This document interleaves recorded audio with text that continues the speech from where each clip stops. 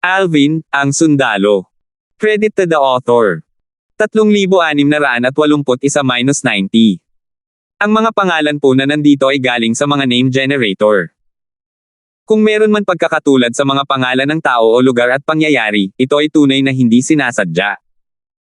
Mayroong dalawang dibisyon para sa pagsusulit ng mga pangunahing disipulo, isa para sa mga Diyos at isa para sa mga hari ng mga Diyos. Ang kahirapan ng mga pagsusulit ay naaayon sa mga cultivation base ng mga panloob na disipulo. Ang mga panloob na disipulo na dating mga Diyos na hindi naging hari ng mga Diyos pagkatapos umabot sa 5,000 taong gulang ay aalisan ng kanilang mga titulo bilang panloob na disipulo. Pagkatapos ay magiging mga panlabas na katulong sila at ipapadala palabas ng pangunahing lupain upang pamahalaan ang mga ari-arian ng sekta sa labas. Sa kabilang banda, anuman ang kanilang mga base sa paglilinang, ang mga hari ng mga Diyos ay hindi na magiging panloob na disipulo kapag umabot na sila sa edad na 10,000. Ang mga nasa pagitan na hari ng mga Diyos o mas malakas ay magiging mga panloob na elder habang ang mga payak na hari ng mga Diyos ay magiging mga panlabas na elder. Matapos gumugol ng ilang oras sa Hidden Fog Sect, mas naunawaan ni Alvin ang panloob na gawain ng sekta. Sa Hidden Fog Sect, ang mga outer elder, outer aid, at outer disciples ay nasa pinakailalim na ranggo. Samantalang sa inner sect, na nirerango ayon sa pababang pagkakasunod-sunod, ay ang sect leader, supreme elder, vice sect leader, guardian, core elder, core disciples, inner elder, inner aid, at inner disciples. Kadalasan, ang mga panlabas na katulong ay hindi bababa sa mga advanced na Diyos, at ang mga panlabas na nakatatanda ay mga panimulang Diyos. Ang mga panloob na katulong ay hindi bababa sa mga intermediate na hari ng mga Diyos habang ang mga panloob na nakatatanda ay hindi bababa sa mga advanced na hari ng mga Diyos. Kahit na pareho sila ng cultivation bases, natural lang na mag-iiba ang kanilang mga lakas. Malaki ang pagkakaiba ng lakas sa pagitan ng mga advanced King of Gods na core elders at inner elders. Kung tungkol naman sa mga kataas-taasang elder at guardian, karamihan sa kanila ay mga Lord of Gods. Dahil sa kanilang mataas na katayuan, ang pagtrato sa kanilang mga disipulo, kahit na mga Diyos lamang sila, ay kapantay ng pagtrato sa isang inner elder. Bukod pa riyan, dahil sa hirap ng pagsusulit para sa mga pangunahing disipulo, wala pang mahigit 100 pangunahing disipulo ang nasa Hidden Fog Sect noon. Kaya naman, ang mga pangunahing disipulo ay lubos na pinahahalagahan dahil sila ang magiging mga pangunahing elder ng sekta kahit papaano sa hinaharap. Hindi ko na kailangang mag-alala tungkol sa mga miyembro ng Hidden Fog Sect na naghahanap ng gulo sa akin pagkatapos kong maging isang core disciple. Tutal, ang mga core disciple ay lubos na pinahahalagahan. Habang papunta si Alvin sa Trial Pavilion para kumuha ng pagsusulit para sa mga pangunahing disipulo, naisip niya ang susunod niyang gagawin.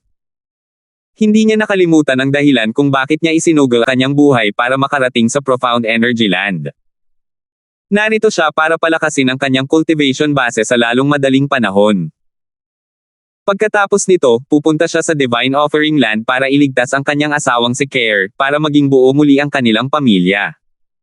Sa panahong ito, maraming mga panloob na disipulo sa paligid ni Alvin. Bagamat ang ilan sa kanila ay kwalipikado na lumahok sa pagsusulit ng mga pangunahing disipulo, alam nilang malabong makapasa sila. Gayunpaman, nagpasya silang lumahok upang makakuha ng karanasan. Bagamat alam kong hindi ako makakapasa sa pagsusulit para maging isang core disciple, nasasabik pa rin akong makita kung paano gaganap si Alvin sa pagsusulit.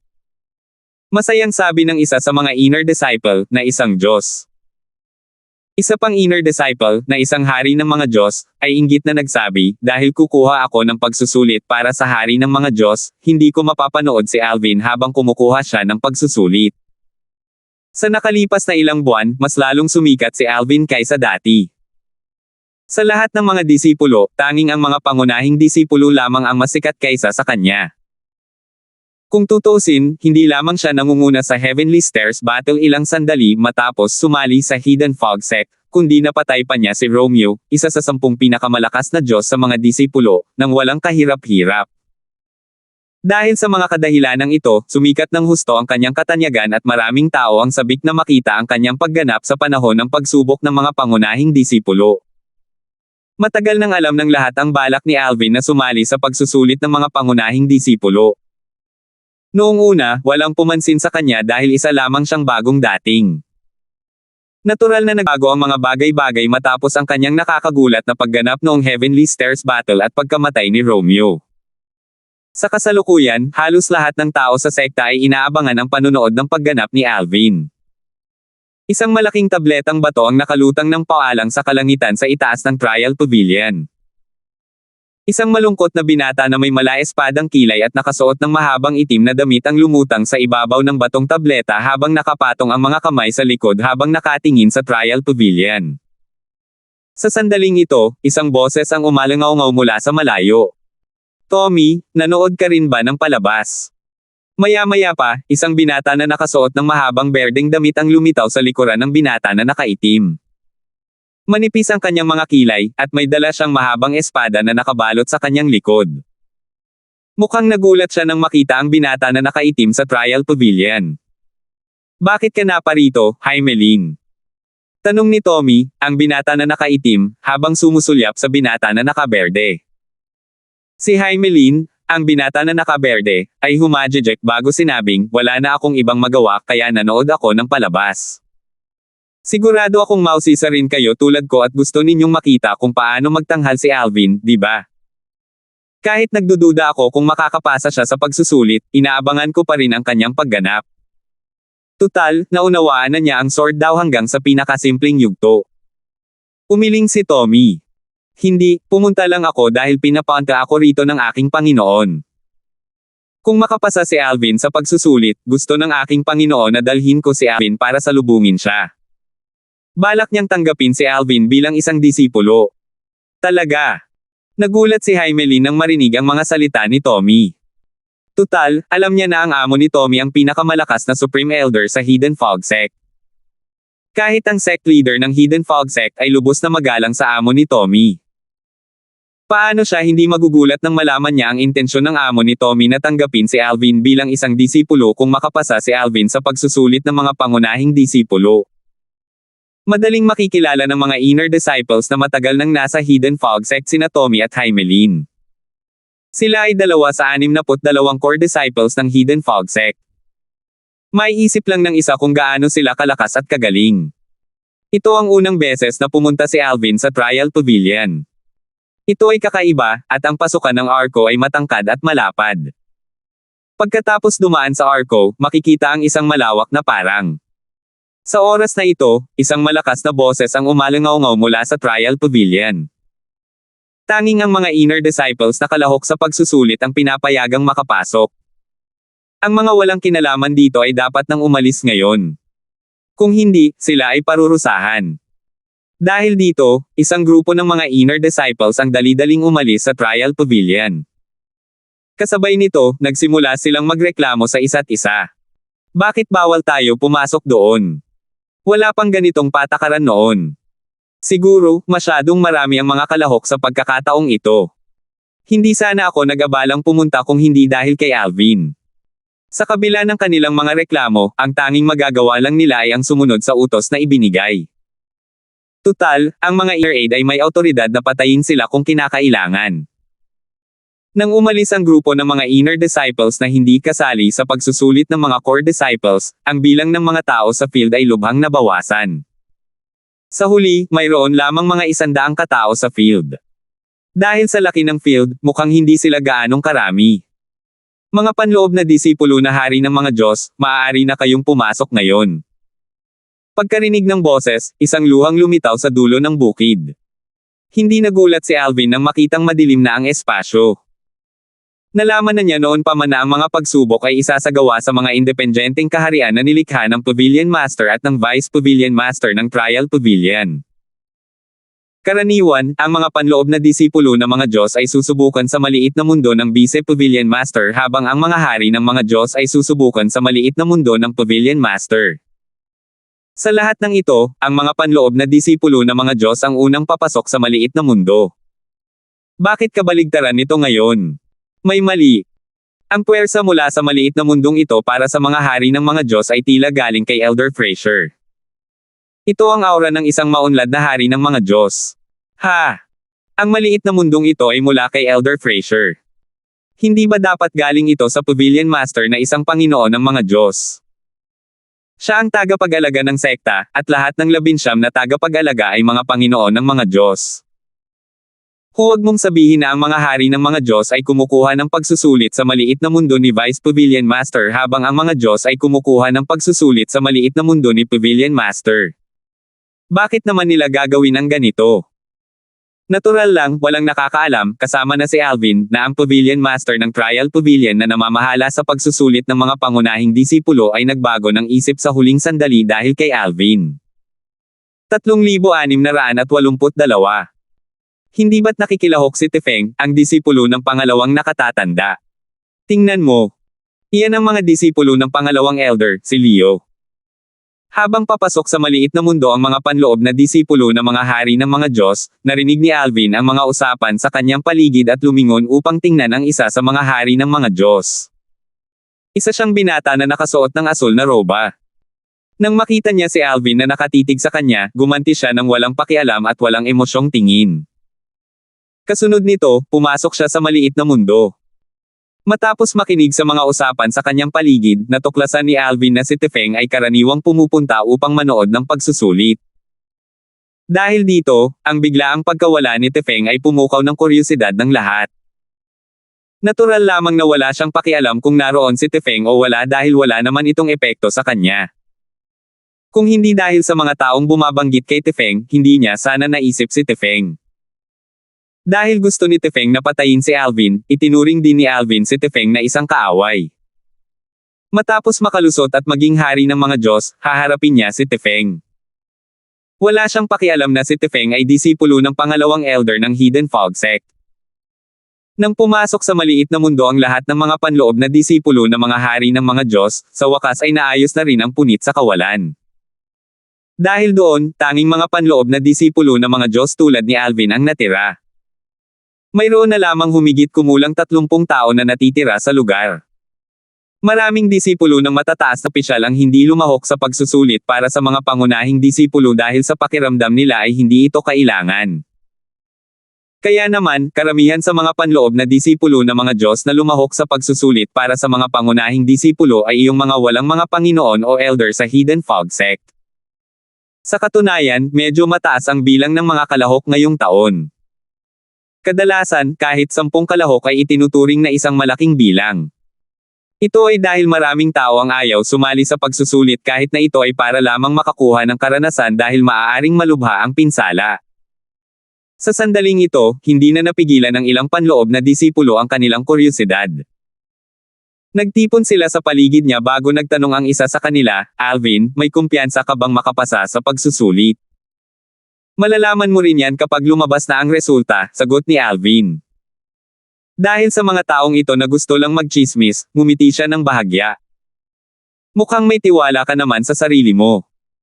Sa pagkakataong ito, isang balingkinitang binata na nakasuot ng kulay cyan na roba ang ngumiti at nagsabing, hayaan mong ipakilala ko ang aking sarili. Ako si Aris Zhang, isang mataas na antas ng Diyos. Alvin, nakangiting sagot ni Alvin. Nang makita ang palakaibigang ngiti sa mukha ni Alvin, nagliwanag ang mga mata ni Aris.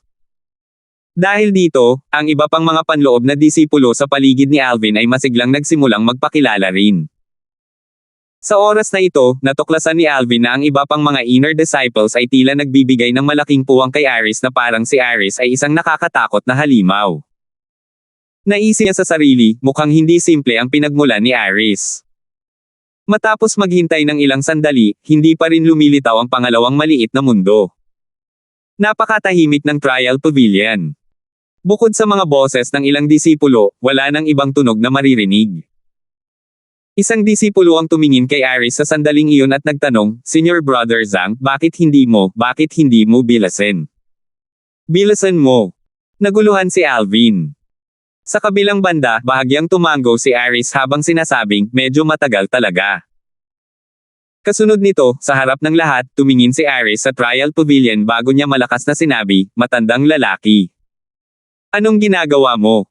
Gaano katagal mo kami paghihintayin? Matandang lalaki. Sino ang kausap niya? Lalong naguluhan si Alvin nang marinig ang mga salitang ito. Tumingin si Alvin sa paligid at nakitang walang sino man ang mukhang nagulat na para bang karaniwan lang itong nangyayari. Sa oras na ito, isang pangungutya ang umalangaw-ngaw sa hangin kasunod ang isang boses na nagsasabing, paano ka naman naiinip?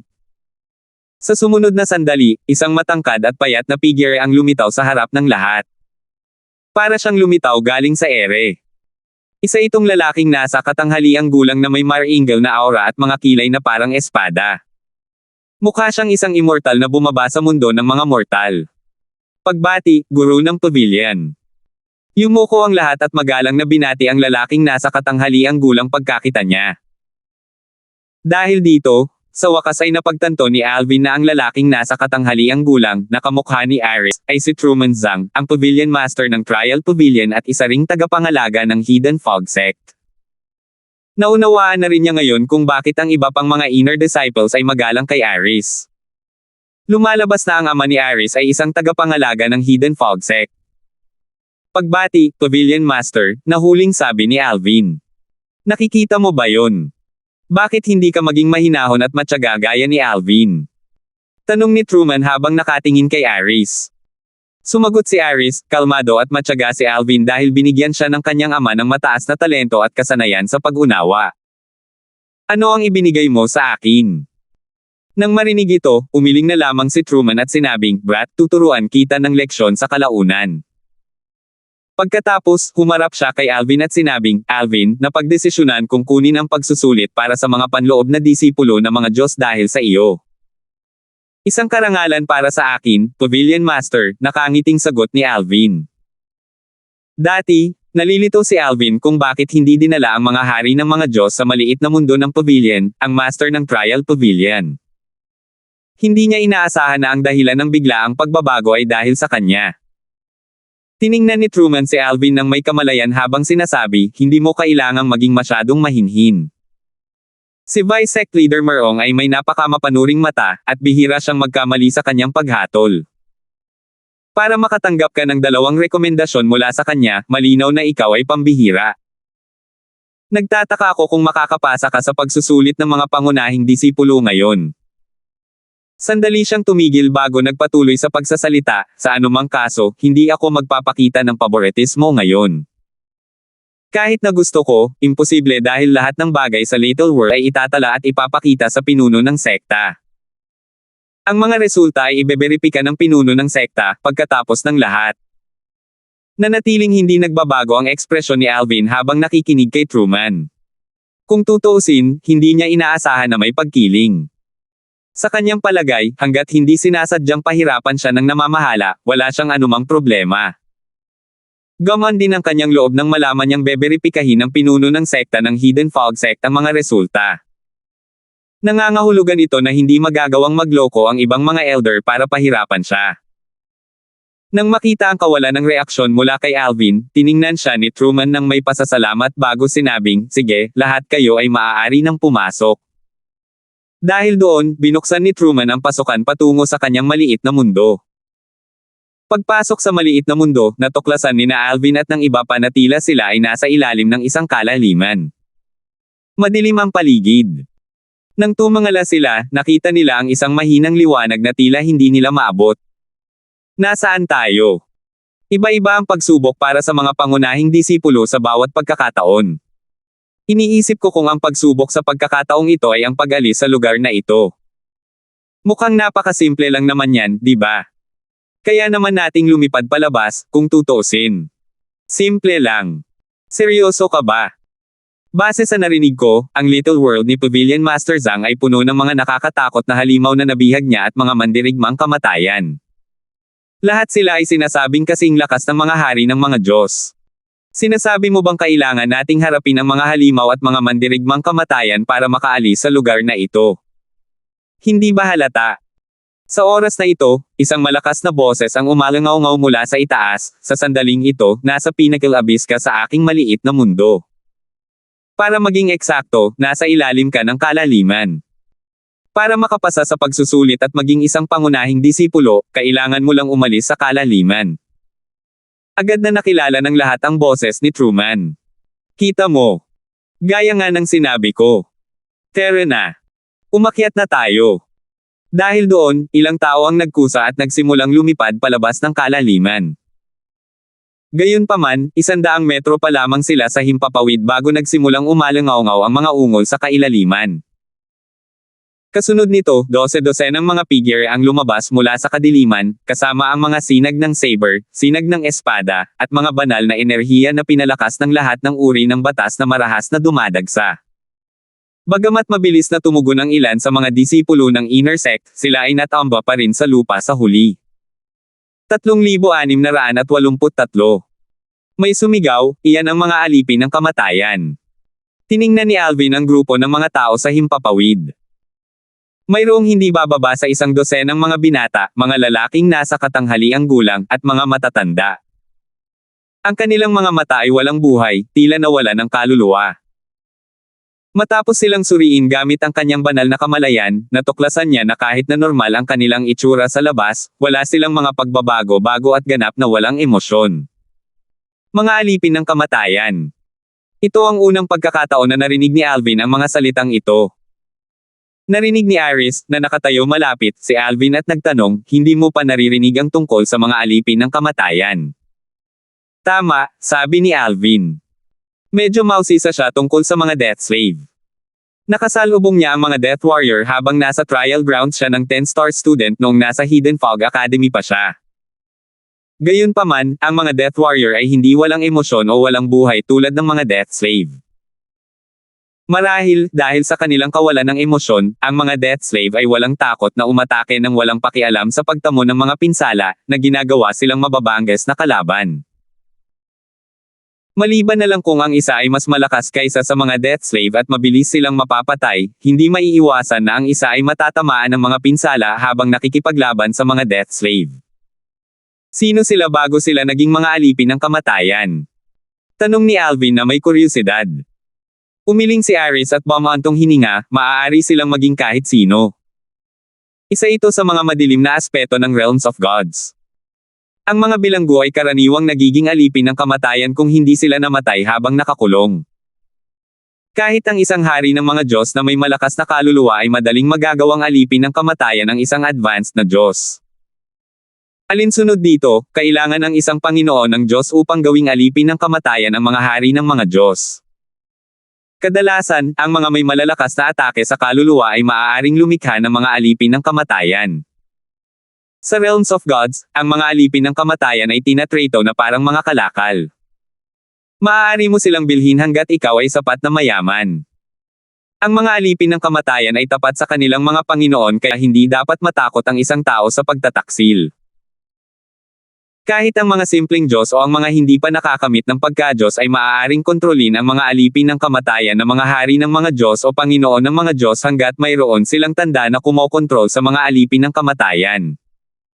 Nanginig si Alvin matapos niyang pakinggan ang paliwanag ni Iris. Tila wala ng lunas matapos gawing death slave ang isang tao. Bukod dito, tanging ang mga bihasa sa soul attacks lamang ang may kakayahang lumikha ng death slave. Ang Soul Defense Divine Artifacts ay maaaring magbigay ng kaunting proteksyon laban sa pagiging death slave maliban kung ang mga Divine Artifacts ay masisira. Nang makita ang reaksyon ni Alvin, nakangiting sinabi ni Iris, huwag kang mag-alala. Walang sino man ang mangangahas na gawin ang ganoong bagay sa sekta ng walang pahintulot. Ano man ang katayuan, ang mga lumalabag sa patakarang ito ay parurusahan. Pareho lang ito sa lahat ng puwersa. Ipinagbabawal sa mga miyembro na gawing alipin ng kamatayan ang kapwa-miyembro. Kahit na gumawa ang isa ng isang malaking krimen, malamang na siya ay mahatulan ng kamatayan sa halip na gawing alipin ng kamatayan dahil sa mga etikal na kadahilanan. Gayunpaman, ang mga hindi kabilang sa anumang puwersa ay naiiba. Wala silang anumang pag-aalinlangan at nakatuon sa kita. Dahil mataas ang demand para sa mga alipin ng kamatayan, marami sa kanila ang gagawa ng mga alipin ng kamatayan na ibebenta. Dahil dito, kailangan mong maging maingat kapag umalis ka sa sekta. Mas mabuting huwag gumala ng mag-isa sa labas hanggat hindi ka pa sapat ang lakas. Sino ang nakakaalam kung mahuhuli ka at gagawing alipin ng kamatayan? Dahil dyan, magiging sandata ka na lang sa kamay ng iba. Sino ang nakakaalam kung gagamitin ka para saktan ang iyong pamilya at mga kaibigan? Tutal, ang mga alipin ng kamatayan ay walang emosyon.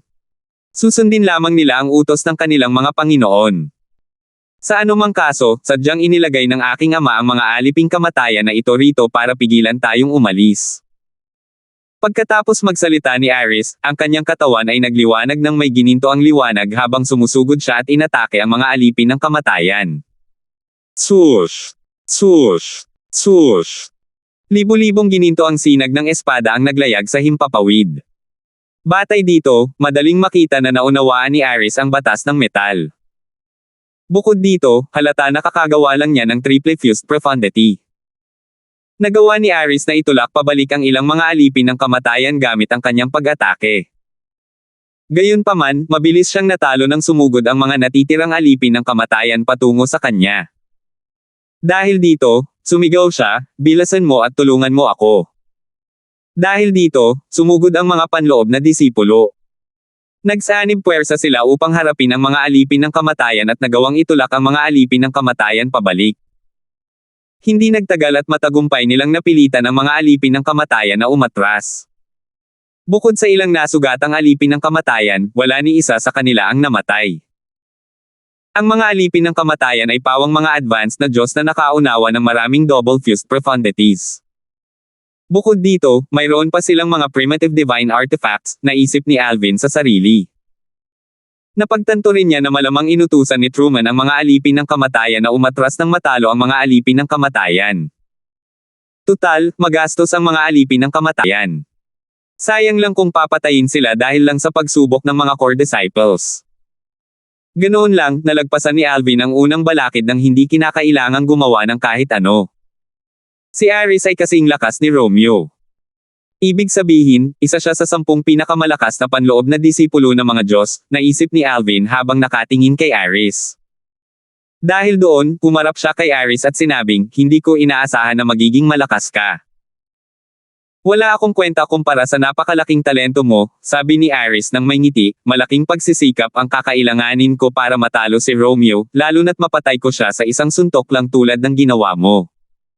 Kaya mo bang talunin si Romeo?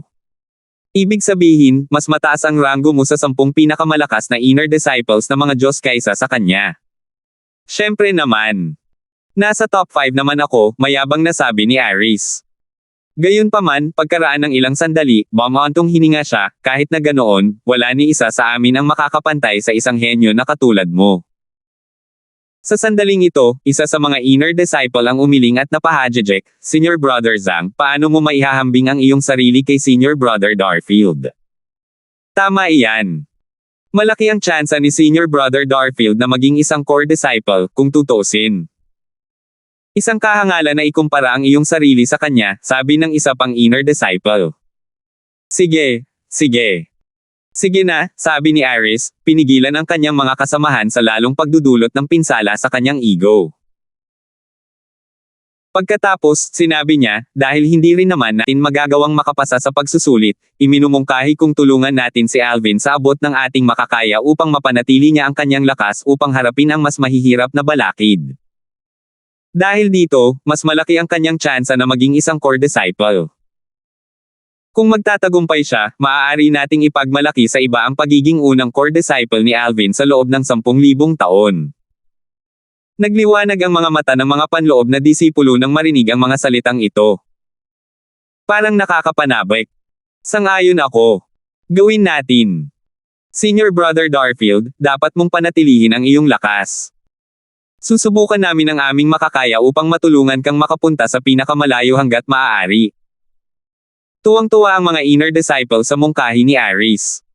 Bagamat hindi ito kinakailangan para kay Alvin, hindi niya tinanggihan ang kanilang mabubuting intensyon.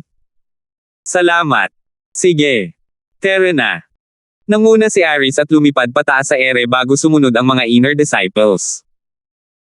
Sa loob lamang ng ilang sandali, lumitaw ang mga nakakatakot na halimaw na kasing-laki ng isang maliit na burol na nakatitig sa kanila ng may pagbabanta.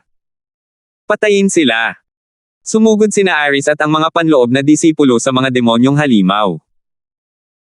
Medyo natagalan bago nila napilitang umatras ang mga halimaw kumpara sa mga alipin ng kamatayan, ngunit nagtagumpay pa rin sila sa huli.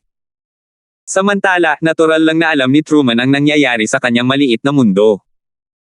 Naisip niya sa sarili, ang batang ito, halos hindi niya kayang alagaan ang sarili niya, pero gusto pa rin niyang tulungan si Alvin. Maya-maya, lumingon si Truman sa matandang lalaking nakatayo sa tabi niya at nagtanong, kumusta ang pagsusulit para sa mga panloob na disipulo ng mga hari ng mga Diyos? 3,684. Ang matandang lalaking nakatayo sa tabi ni Truman ay isa sa mga Vice Pavilion Masters ng Trial Pavilion. Isa siyang makapangyarihang Inner Elder, pangalawa lamang sa 19 na Core Elder ng Hidden Fog Sect. Sa mga Inner Elder, siya rin ang malamang na ma-promote bilang Core Elder. Pavilion Master, makakaasa po kayo. Maayos naman ang lahat, sabi ng matanda nang may nakakapanatag ng ngiti. Mayroon bang sino man na talagang namumukod tangi? Tanong ni Truman, sa tingin mo ba ay magkakaroon na tayo ng bagong core disciple sa pagkakataong ito? Nakangiting sabi ng matanda, Pavilion Master, bihira ang mga core disciples. Kung pagbabatayan ang kanilang katamtamang pagganap, sa palagay ko ay wala nang magiging core disciples mula sa akin. Sa tingin ko si Alvin lang ang may malaking tsansa na maging core disciple. Pagkatapos ng maikling paghinto, nagtanong siya ng may kuryosidad, kumusta si Alvin, Pavilion Master?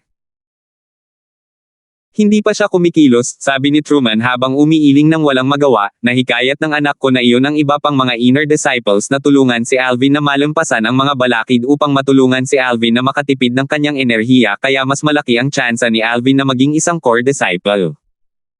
Hindi ko talaga alam kung ano ang iniisip niya. Ngumiti ng mapait ang matanda at sinabing, mukhang hindi alam ng young master na ang hirap na kakaharapin ni Alvin sa pagtatapos ng pagsusulit ay hindi magbabago kahit tulungan pa nila siya. Bukod dito, madali nating mababago ang pagsusulit. Si Truman ang Panginoon ng maliit na mundo, kung tutuusin. Lahat ng balakid sa maliit na mundo ay inayos niya. Madali niyang manipulahin at baguhin ang lahat ng bagay sa kanyang maliit na mundo sa pamamagitan lamang ng isang pag-iisip. Katulad ito ng kung paano ang mga kataas-taasang makapangyarihang nilalang na lumikha ng mga kaharian ng mga Diyos ay may kontrol sa mga kaharian ng mga Diyos.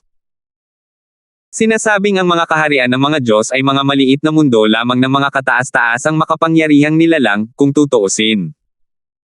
Kaya ko sinabing hanggal ang batang iyon na nagsasayang lang ng lakas, sabi ni Truman. Umiling ang matanda at sinabing, hindi ako sang-ayon, Pavilion Master. Marahil, sinusubukan ng young master na makipagkaibigan kay Alvin. Kahit na mabaygo si Alvin na maging isang pangunahing disipulo ngayon, walang duda na siya ay magiging isang makapangyarihang sekta sa hinaharap. Hindi sana ako masyadong nag-aalala kung ganoon siya kamatino. Dahil kilala niya siya, gusto lang niyang ipagmalaki sa iba na personal niyang nasaksihan si Alvin na nakapasa sa pagsusulit para maging isang core disciple, sabi ni Truman. Natural lamang na walang kaalam-alam si Aris sa iniisip ng kanyang ama. Kung hindi, iisipin niya na talagang mas kilala siya ng kanyang ama. Hindi gumalaw si Alvin sa mga unang ilang balakid. Nakialam lamang siya ng si Aris at ang iba pa ay natamba at muntik ng masugitan. Swoosh! Swoosh! Swoosh! Nawala ang panganib sa sandaling mawala ang enerhiyang pangkalawakan ni Alvin, na nagtulak sa mga alipin ng kamatayan at mga demonyong halimaw na umatras. Takot na tumingin ang mga demonyong halimaw kay Alvin.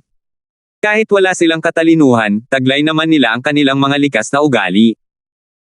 Sa kabaligtaran, ang mga alipin ng kamatayan ay walang emosyon kaya wala silang kinatatakutan. Gayunpaman, dahil sa plano ni Truman, hindi na sila muling sumugod nang mapilitan silang umatras. Pagkatapos ng ilang rounds pa, napilitan ang lahat ng inner disciples na sumuko maliban kay Truman at sa dalawa pang inner disciples. Senior Brother Darfield, hanggang dito lang ang kaya naming tulungan, sabi ng isa sa mga inner disciple na may ngiting nakangisi, kung hindi mo kami tinulungan noong nakaraang 2 beses, malamang ay natalo na kami. Naabot na natin ang ating limitasyon. Good luck, Senior Brother Darfield. Hanggang dito na lang ang kaya naming gawin para matulungan ka. Tumango ang mahihinang panloob ng mga disipulo bilang pagsang-ayon. Lahat sila ay inaabangan ang pagpasa ni Alvin sa pagsusulit ng mga pangunahing disipulo. Sa pagkakataong ito, tumangala ang isang disipulo at bumaantong hininga. Napakahirap. Pagkatapos ng mahabang panahon, nasa kalagitnaan pa lang tayo. Tama iyan. Paano nakapasa si Senior Wyatt sa pagsusulit 10,000 taon na ang nakalilipas? Pinanood ng natitirang mga inner disciples si Alvin, Aris, at ang dalawa pang inner disciples habang patuloy na lumilipad pataas. Natuklasan nila na kung wala sila, tila bumilis ang pag-usad nina Alvin at ng isa pa. Ang mga Death Slave at ang mga demonyong halimaw ay hindi man lang nagkaroon ng pagkakataong lumapit sa tatlo bago sila napilitang umatras ni Alvin. Dahil sa dami ng mga tao kanina, pinigilan ni Alvin ang kanyang lakas sa takot na masaktan ng iba pang mga inner disciples. Isa sa mga nakababatang inner disciple ang bumulong sa sarili, iniisip ko kung kailan ako magiging kasing lakas ni Senior Brother Darfield. Narinig ito ng isa pang inner disciple at sinabi habang umiiling, magaling talaga kung kaya mong maging kasing lakas ni Senior Brother Zhang. Samantala, natuklasan ni Alvin na ang dalawa pang inner disciples ay may lakas na maihahambing kay Romeo. Tila naunawaan din nila ang triple fused profundities. Naisip niya sa sarili, siguro kabilang sila sa 10 pinakamalakas na inner disciples na mga Diyos. Habang lumilipas ang oras, si Aris at ang dalawa pang inner disciples ay basang-basa ng pawis at hingal na hingal. Mas mahirap na. Magpahinga muna tayo. Hindi napigilan ni Aris ang magmura nang makita niya si Alvin na mukhang hindi apektado. Maya-maya, sinabi niya, tama. Alvin, hindi mo pa nakikilala ang dalawang ito bago ito, di ba? Pagkatapos, itinuro ni Aris ang malungkot na binata na nakasuot ng mahabang abuhing roba at sinabing, ito si Aki, ang pang-apat na disipulo ni Guardian Heron. Kasunod nito, itinuro niya ang isang lalaking nasa katanghaliang gulang na nakasuot ng mahabang mapusyaw na asul na roba na may ordinaryong anyo ngunit pambihirang tindig bago niya ipinagpatuloy ang pagsasabing, at ito si Yulo. Siya ang pangalawang disipulo ng ikatlong elder. Ang dalawang ito, gaya ng malamang nahulaan mo, ay kabilang sa 10 pinakamalakas na panloob na disipulo ng mga Diyos. Nauuna sa iyo ang reputasyon mo. Masasabi kong nabubuhay ka ng naaayon sa reputasyon mo, nakangiting sabi ni Yulo. Ang malungkot na si Aki ay ngumiti ng alanganin at sinabi, napakaganda mo talaga. Gayunpaman, bago pa man makasagot si Alvin, isang malakas na dagandong ang umalangaw-ngaw mula sa itaas. Sa sumunod na sandali, isang malaking demonyong halimaw ang bumaba na may dalang 12 alipin ng kamatayan sa likod nito. Pagkatapos, isa-isang tumalon ang mga alipin ng kamatayan mula sa likod nito. Nagmura si Aris, sumasobra na ang matandang yan. Hindi niya man lang tayo hinayaang magpahinga kahit sandali. Dati, magkakaroon ng maikling panahon ng pahinga bago lumitaw ang susunod na bug zone ng mga aliping kamatayan at mga demonyong halimaw. Sa kasalukuyan, malinaw na hindi na iyon ang kaso ngayon. Agad na naging malungkot ang ekspresyon ni Aki at Yulo. Malapit nang gamitin ng tatlo ang kanilang divine energies para lumaban nang sabihin ni Alvin, magpahinga muna kayong tatlo.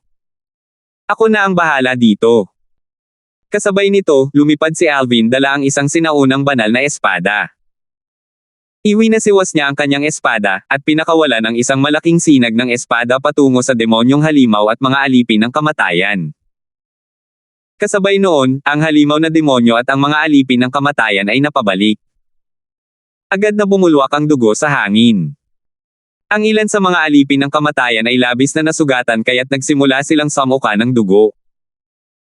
Pagkatapos, na parang nakatanggap lang sila ng utos, agad silang umatras. Gulat na napatingin ang tatlo. Iyan ang sword daw, tama ba? Alam ng tatlo na ang demonyong halimaw at ang mga alipin ng kamatayan ay talagang malakas. Kahit na magsanib puwersa sila, halos hindi nila matatalo ang mga ito dahil sa kanilang pagkapagod. Marahil, sa tugatog ng kanilang lakas, sapat na ang dalawa sa kanila upang harapin ang demonyong halimaw at ang mga alipin ng kamatayan. Gayunpaman, hindi pa rin nila matatalo ang demonyong halimaw at ang mga alipin ng kamatayan sa pamamagitan lamang ng isang atake. Kung ako ang target ng ataking iyon, siguradong mamamatay ako. Parang hindi naman namatay ng walang kabuluhan si Romeo, bulong ni Yulo sa sarili.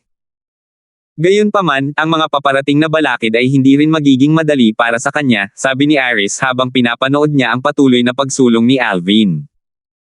Gayunpaman, sa kanyang pagkabigla, nagawa ni Alvin na malampasan ang mga sumunod na balakid sa pamamagitan lamang ng isang suntok muli.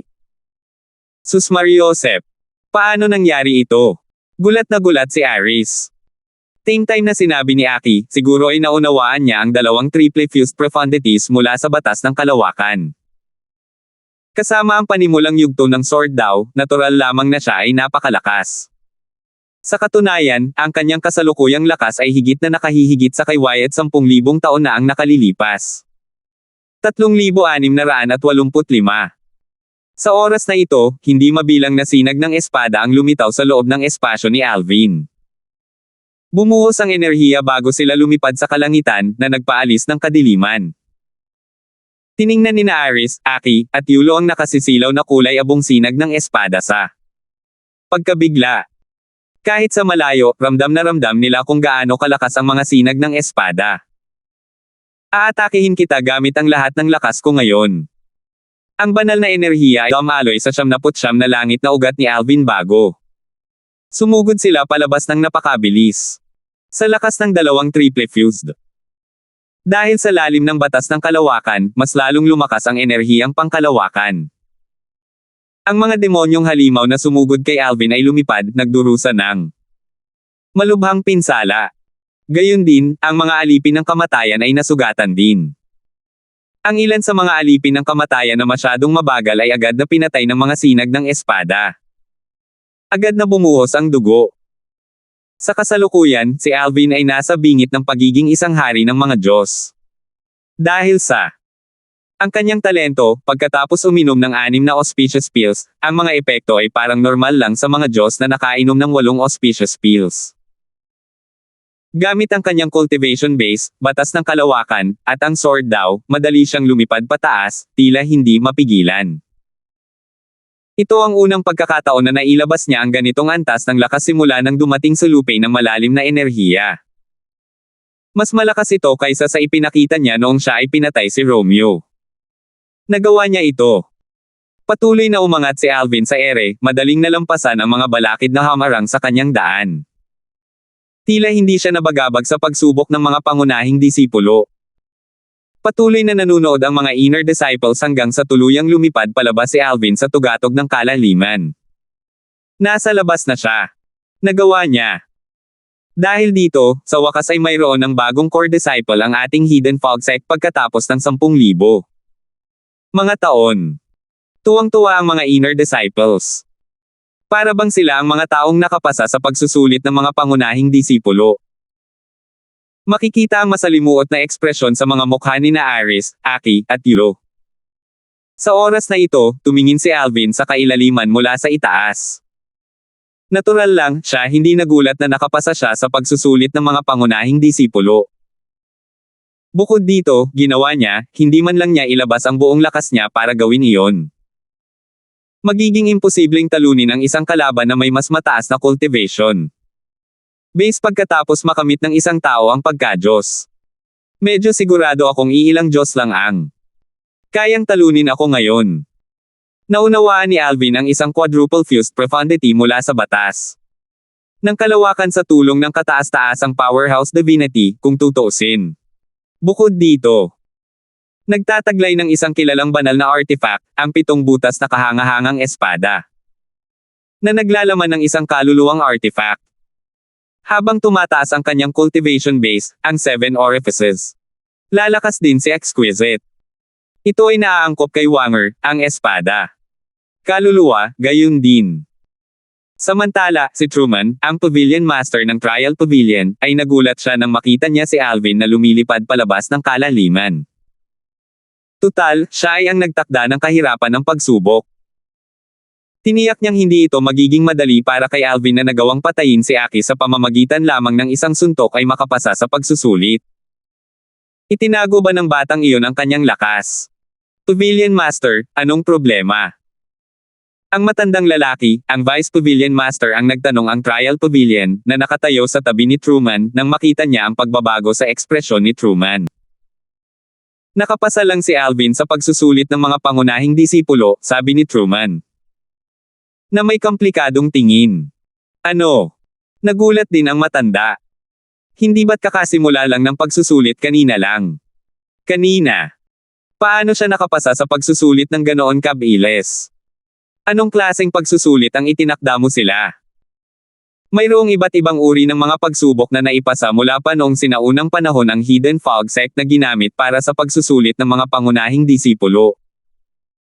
Sumagot si Truman, habang bumubuntong hininga, ang pagsubok sa labis na kailaliman. Ang Extreme Abyss ay isa sa mga klasikong pagsubok. Ang mga panloob na disipulo ay magkakaroon ng nahihirapan silang ipasa ito maliban kung mayroon silang sapat na lakas. Napakabilis ba niyang nakapasa sa Extreme Abyss test? Nanlaki ang mga mata ng matandasa. Gulat na tanong niya, ibig sabihin ba nito ay itinatago niya ang tunay niyang lakas dati? Matagal nang naririnig ng matandang lalaki ang tungkol kay Alvin.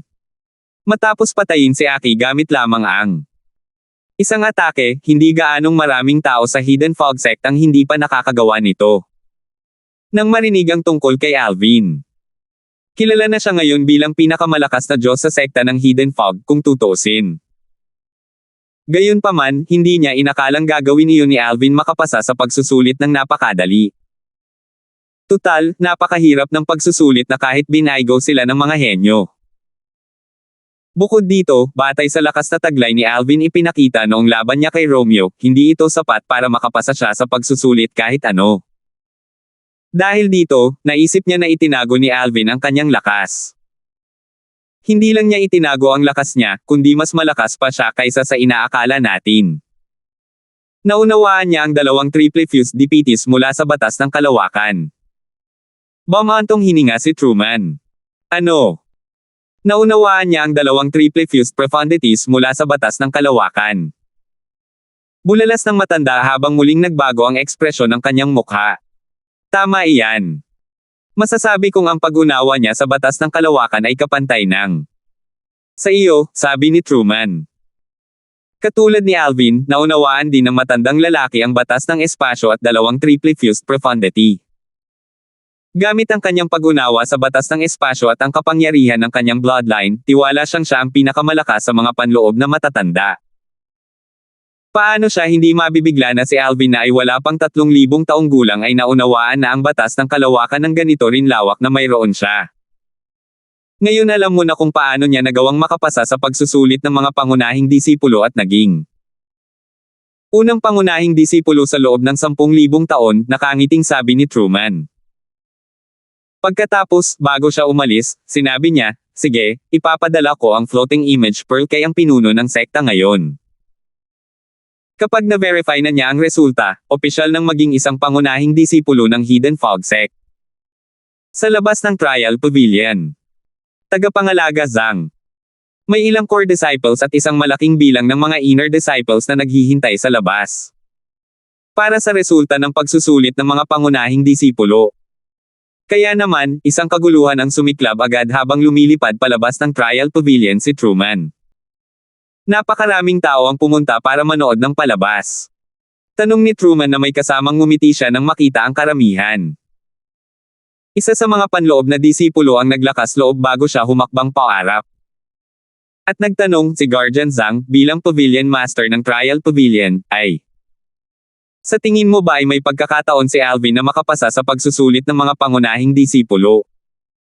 Ang maging unang advanced na Diyos na naging core disciple sa loob ng 10,000 taon. Dahil maikling panahon pa lamang ang lumipas simula nang magsimula ang pagsusulit, natural lamang na walang sino man ang nag-akala nila ay tapos na ito. Hindi man lang sumagi sa isip nila na si Alvin ay nakapasa na sa pagsusulit. Bukod dito, hindi nila alam na si Truman. Personal na pinangasiwaan ninang ang pagsusulit para sa mga panloob na disipulo ng mga Diyos.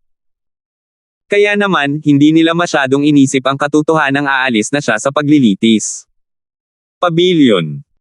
Tumingin ang lahat kay Truman nang may nagliliyab na mga mata, naghihintay kay Zhang. Ang sagot ni Truman. Nakangiting sabi ni Truman, masasagot ko ang tanong na ito. Gayunpaman. Sa tingin ko mas makabubuting hayaan ko na si Alvin ang sumagot sa tanong mo ngayon. Pagkasabi ni Truman ng boses, lumitaw si Alvin sa tabi niya agad-agad. Kanina pa naghihintay si Alvin na ipadala siya ni Truman palabas. Ang maliit na mundo kanina lang. Pagsulpot niya, natuklasan niya ay napapaligiran ng isang grupo ng mga inner disciples sa labas ng trial pavilion. Bakit ang aga-aga lumabas ni Alvin? Bumagsak ba siya sa pagsusulit? Nagbulungan ang grupo ng mga panloob na disipulo nang makita nila Alvin. Kasabay nito, kumislap si Truman at lumipad palayo, iniwan si Alvin para harapin ang karamihan. Sa oras na ito, isang boses na puno ng banal na enerhiya na tumutulo. Umalangaw-ngaw sa ere ang pangungutya. Alvin, hindi ba't ipinagmalaki mo ang pagiging unang pangunahing disipulo ng Hidden Fog Sect in 10,000 years? Bakit ka ba mabilis na natanggal? Tifeng. Agad na nakilala ni Alvin ang may-ari ng boses.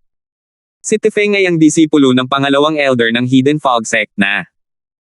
Unang nagkita sina Alvin sa Hidden Fog Academy ng Skywind City. 3,686.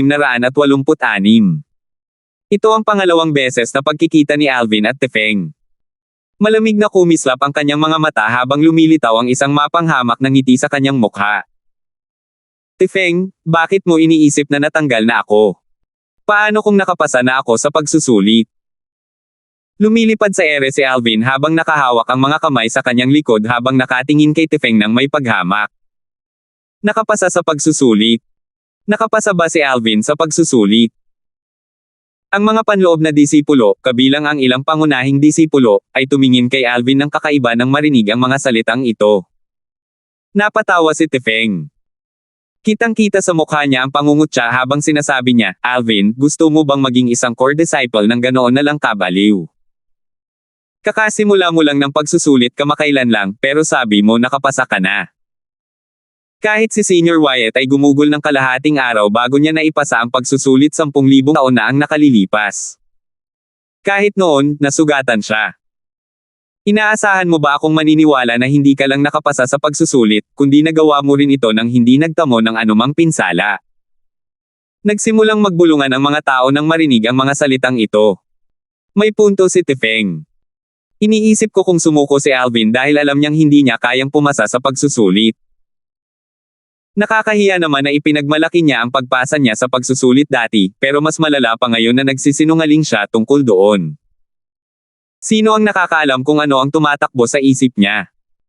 Makikita ang hinala at pagdududa sa mga mata ng karamihan nang tumingin sila sa kay Alvin. Hindi naman sa hindi nila iniisip na hindi si Alvin ay kayang pumasa sa pagsusulit. Kung hindi, hindi sana sila nagtipon dito ngayon. Gayunpaman, talagang nahirapan silang paniwalaan na nakapasa siya sa pagsusulit noong napakaikling panahon. Gago! Walang pakialam na sabi ni Alvin habang nakatingin kay Tifeng. Agad na natahimik ang lahat.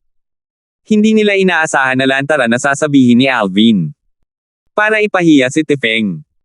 Tumawa lang si Tifeng bago niya sinabi ng may galit, Alvin, dahil ikaw. Ipahiya mo ako ng hayagan ng walang sapat na dahilan, ayon sa mga patakaran ng sekta, ikaw. Hindi ako papayagang tumanggi sa hamon ko kung hahamunin kita sa isang tunggalian sa sukdulan ng martial arena. Hinahamon kita na lumaban sa Extreme Martial Arena ngayon. Ayon sa mga patakaran ng arena, hindi ka maaaring sumuko sa loob ng 10 paghinga. Talagang.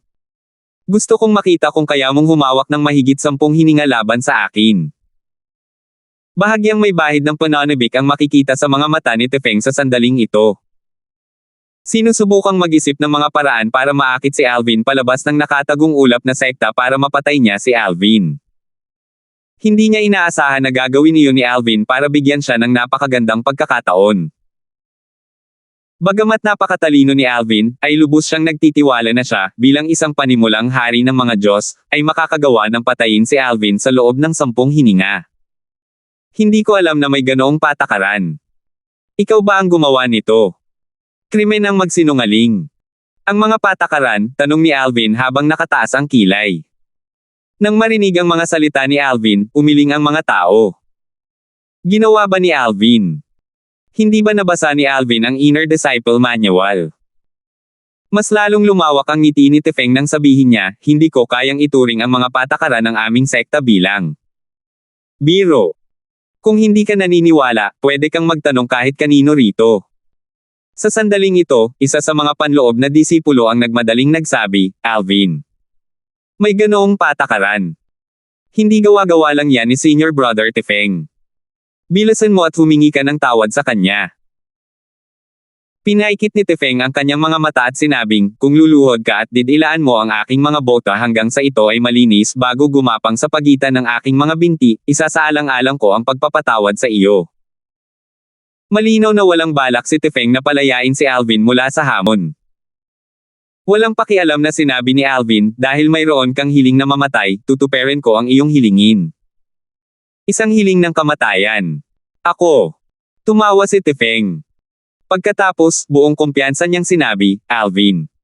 Alvin, baliw ka. Kahit malakas at may talento ka, hindi pa rin sapat iyon para patayin mo ako. Ang isang maunlad na Diyos na tulad mo ay nag-iisip na kaya mong patayin ang isang simpleng hari ng mga Diyos. Nakakatawa. Kahit na ang aking pag-unawa sa batas ay hindi kasing lakas at kahit gaano kalalim ang sa iyo, kaya kitang patayin gamit lang ang pagkakaiba natin mga base ng paglilinang. Hihintayin kita sa Extreme Martial Arena, sabi ni Alvin bago siya lumipad palayo. Ikaw ang may gustong mamatay. Sigaw ni Tefeng bago siya lumipad papunta sa pati na rin ang Extreme Martial Arena. Dahil dito, ang mga tao sa labas ng Trial Pavilion ay nagsimulang magtungo sa Extreme Martial Arena. Tutal, nagtipon sila para tingnan kung si Alvin ay makakapasa sa pagsusulit at magiging unang pangunahing disipulo sa loob ng 10,000 taon. Ngayon na. Umalis na si Alvin, wala nang saysay pang manatili rito. Sa sandaling ito, si Hymelin, ang binata na nakaberde na may dalang isang espadang may kaluban sa kanyang likod, nagtanong, Tommy, manunood ka ba ng away? Hindi sumagot si Tommy, ang binata na nakapatong sa isang tapyas na bato. At agad na lumipad palayo. Nang makita ito, isa pang binata na nakatayo sa malapit ang nagsabi, Hymelin, wala siya. Parang hindi mo alam na sikat si Tommy sa pagiging tahimik. Bakit mo kahit makipag-usap man lang sa kanya? Tara na at panoorin natin ang labanan. Talaga. Iniisip ko kung kaya ni Alvin na talunin si Tefeng na isang simpleng hari ng mga Diyos. Ang binata, katulad ni Hymelin at Tommy, ay isa ring pangunahing disipulo ng Hidden Fog Sect. Si Alvin ang unang pumasok sa Extreme Martial Arena kung saan siya dati nang pumatay kay Romeo. Ang pagdating ni Tefeng at ng iba pang mga panloob na disipulo ay nakakuha ng atensyon ng ang iba pang panloob at panlabas na mga disipulo na naglalaban sa Marshall Square. Dahil dito, isang malaking pulutong ang nabuo upang manood ng labanan. Natural lamang na walang kaalam-alam ang mga bagong dating sa nangyari. Anong nangyayari? Makikipaglaban ba sila sa Extreme Martial Arena? Oy, hindi ba't si Senior Brother Alvin yan? Hindi ba't dapat ay nasa Trial Pavilion ngayon para sa pagsusulit ng mga pangunahing disipulo? Bakit siya nasa Extreme Martial Arena? Tama ka. Si Senior Brother Darfield yan. Sumikat si Alvin matapos ang kanyang laban kay Romeo kaya maraming tao ang nakilala agad siya. Karamihan sa mga taong naruroon ay nanood din sa kanya. Nakipaglaban kay Romeo dati. Iyan ba si Senior Brother Tefeng ba iyan? Si Senior Brother Tefeng ay isang simpleng hari ng mga Diyos, tama ba? Papasok siya sa pati na rin sa arena. Huwag mong sabihing lalabanan niya si Senior Brother Darfield. Pagkaraan ng ilang sandali, ibinahagi ng mga nakakaalam sa iba ang nangyari sa Pavilion ng paglilitis. Hinayaan ni Senior Brother Darfield na ipahiya si Senior Brother Tefeng sa pamamagitan ng pagtawag sa kanya na isang tanga. Kaya pala hinamon ni Senior Brother Tefeng si Senior Brother Darfield ng isang labanan sa Extreme Martial Arena. Sus Mariosep. Masyadong mapusok si Senior Brother Darfield. Si Senior Brother Tefeng ay isang payak na hari ng mga Diyos, kung tutuusin. Paano magiging kapantay ng isang maunlad na Diyos ang isang payak na hari ng mga Diyos? Bagamat mas malalim ang pag-unawa ni Senior Brother Darfield sa batas kaysa kay Senior Brother Tefeng, hindi nito mapupunan ang agwat sa pagitan ng kanilang cultivation mga base. Walang nag-isip na may pagkakataon si Alvin laban kay Tefeng. Sa sandaling ito, lumitaw ang isang magandang babae na umakit ng maraming atensyon. Ito ay walang iba kundi si Maxine, ang pinakamagandang disipulo sa ang Hidden Fog Sect. Nakasuot siya ng lilang robo ngayon, mukhang diwata. Karamihan sa mga lalaking disipulo ay agad na nabighani sa kanyang kagandahan. Sinabi ni Maxine sa pamamagitan ng voice transmission, "Alvin, ano ka ba? Ginagawa mo? Alam mong may masamang balak si Tifeng kaya bakit ka papayag na lalabanan siya sa Extreme Martial Arena? Lumabas ka na ng arena ngayon." "Nagawa ko na. Nakipag-ugnayan ako sa aking lolo. Pupunta siya rito sa lalong madaling panahon para tulungan kang harapin ang bagay na ito. Mamaya, humingi ka na lang ng tawad kay Tifeng. Pagkatapos niyan, pwede mo na siyang baliwalain." Nagmadaling lumapit si Maxine nang marinig niyang nangyari. Ay labis na nag-aalala, at ang tanging bagay na naiisip niya habang ay naglalakbay dito ay kung paano niya makukumbansi si Alvin na sumuko sa kanyang nakipag-away kay Tifeng. Tinawagan pa niya ang kanyang lolo, si Fraser, at hinimok para lang makasiguro siya. 3,687. Si Maxine, na nalaman na ang nangyari, ay nagpatuloy hikayatin si Alvin Tang sa pamamagitan ng pagpapadala ng boses. "Kapag dumating ang aking lolo, hindi na maglalakas loob si Tifeng na kumilos ng mayabang dahil kailangan pa rin niyang isaalang-alang ang lolo ko," sabi ni Maxine. "Hindi na kailangan ang lahat ng ito," sabi ni Alvin. Sa katunayan, nagawa na niya. Maramdaman ang pagbabago sa pakikitungo sa kanya ni Maxine, at sa halip ay naramdaman niya walang magawa tungkol dito at tanging magagawa niya ay magtakda ng hangganan sa pagitan nila. Kaya naman, siya ay tinanggihan siya. "Huwag kang makialam sa bagay na ito. Kaya ko yan. Haharapin mo ba yan?" "Paano?" Nakakunot ang noo na sabi ni Maxine, "Ikaw lang naman. Isang maunlad na Diyos. Siya ay isang panimulang hari ng mga Diyos. Kahit na ang iyong pangunawa ng batas ay mas malalim kaysa sa kanya, hindi ka pa rin magiging kapantay niya. Hindi mo kailangang mag-alala tungkol dito," malamig na sabi ni Alvin. Nang marinig ito, natigilan si Maxine. Naramdaman niya na si Alvin. Sinusubukan ni Tia na dumistansya sa kanya, na ikinagulat niya. Bakit siya ganito? Natatakot ba siyang idamay ako at masaktan ko si Tifeng? Pati ba? Naisip ni Maxine sa sarili. Init ang bumalot sa kanyang puso agad-agad. Hindi makapagsalita si Alvin kung alam niya ang tungkol kay Maxine. Mga iniisip. Hindi naman siya nag-aalala tungkol sa kanya, kung tutuusin. Gusto lang niyang lumayo ang sarili niya mula sa kanya dahil ramdam niya ang pagbabago sa pakikitungo nito sa kanya siya. Marahil, kung siya ay walang asawa, masisiyahan sana siya kahit na hindi katulad niya. Tutal, siya ang pinakamagandang disipulo sa Hidden Fog Sect. Ito walang dad ang nakakapuri ang kakayahang makuha ang kanyang atensyon. Kahit na si Maxine.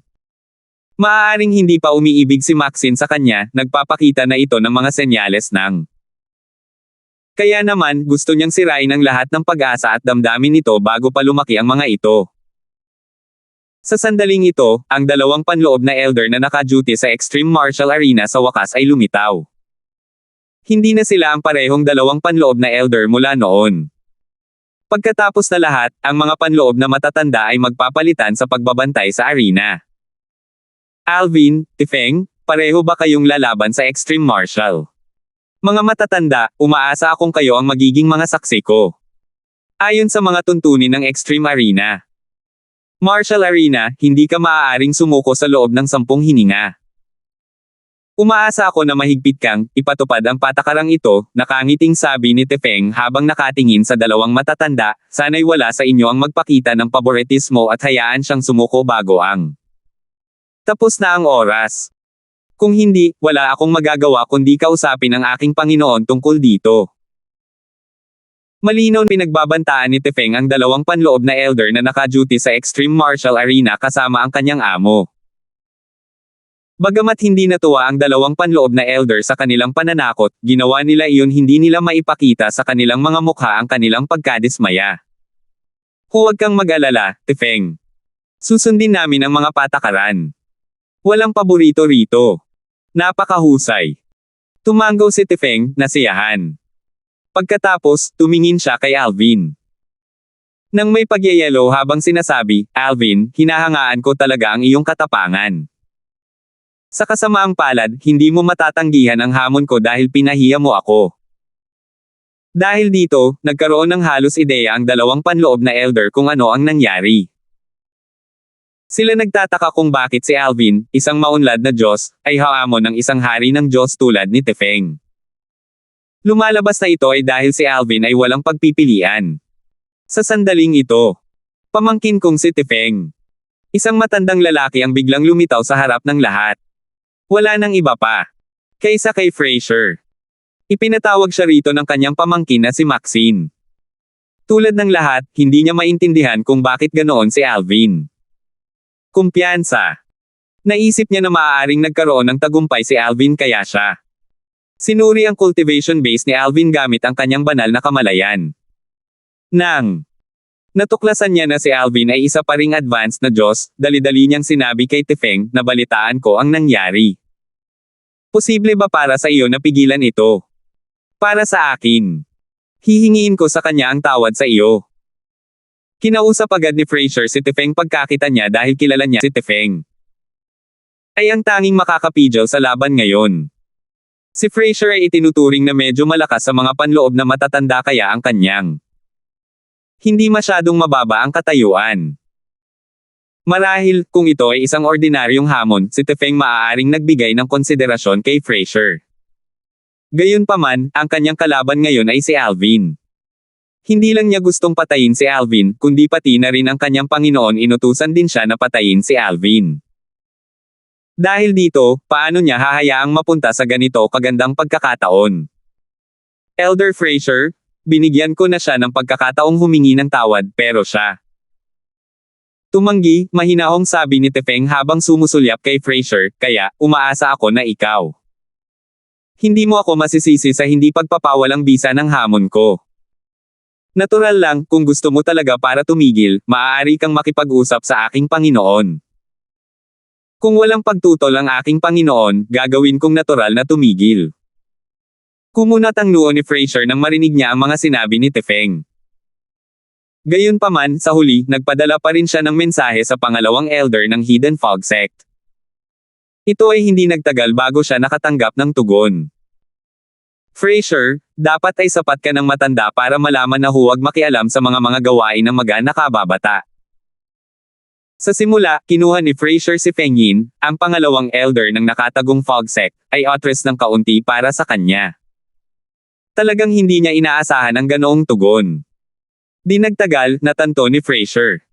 Muntik ko nang makalimutan na si Darfield. Tinanggihan ni Alvin si Feng Yin dati. Dati, tinarget ni Romeo si Darfield. Si Alvin ay nasa ilalim din ng utos ni Tefeng. Ano ang gagawin?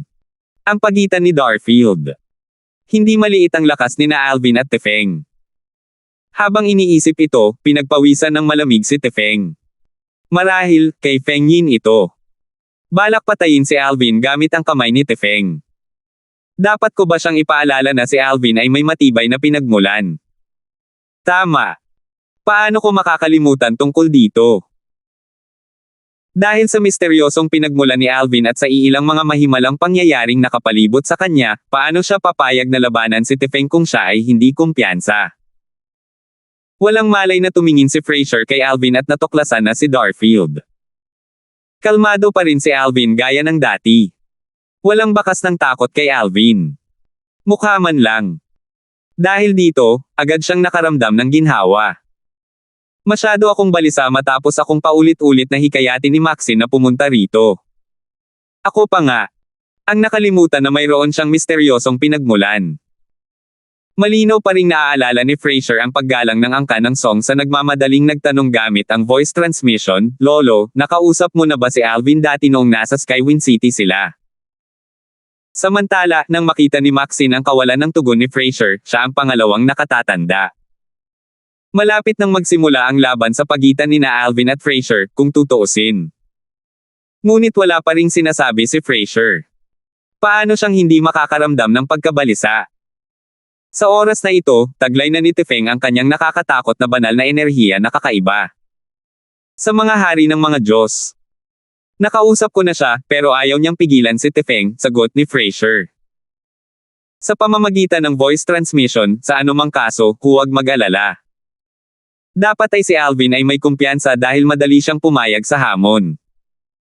Hindi mo ba nakikita kung gaano siya kakalma? Para bang sigurado na siya sa kanyang tagumpay? Sigurado ka ba? Paano kung bulag lang siyang nagtitiwala sa sarili? Labis na nagulat si Maxine nag-aalala. Bagamat mukhang kalmado si Alvin, hindi niya inisip na mayroon siyang pagkakataong talunin si Tefeng kung isasaalang-alang ang pagkakaiba ng kanilang mga lakas. Pagkatapos ng sandali, sinabi niya ulit, "Lolo, bakit hindi mo tanungin ang Vice Sect Leader?" Tulungan ni Meyer. Inirekomenda niya kay Alvin na sumali sa sekta at sa course pagsubok ng mga disipulo, tama ba? Kung sasabihin mo sa kanya ang tungkol dito, tiyak na hindi siya basta tatayo lang sa tabi at manood. Hindi na kailangan yan, sabi ni Fraser nang akmang aalis na si Maxine, hikayatin mo ulit siya. Lumingon si Maxine para tingnan si Fraser at nakita niyang mataman itong nakatitig sa kanya. Sa Extreme Martial Arena. Nakita pa niya ang pag-angat ng kanyang Adam's Apple. At pababa habang siya ay lumulunok. Sa oras na ito, natuklasan din niya na lahat ay bumagsak. Tahimik. Dahil sa kuryosidad, lumingon siya para tingnan ang Extreme Martial Arena. Isa siyang lilang figure na lumulutang sa hangin malapit sa kung saan orihinal na naroon si Tefeng na nakatayo.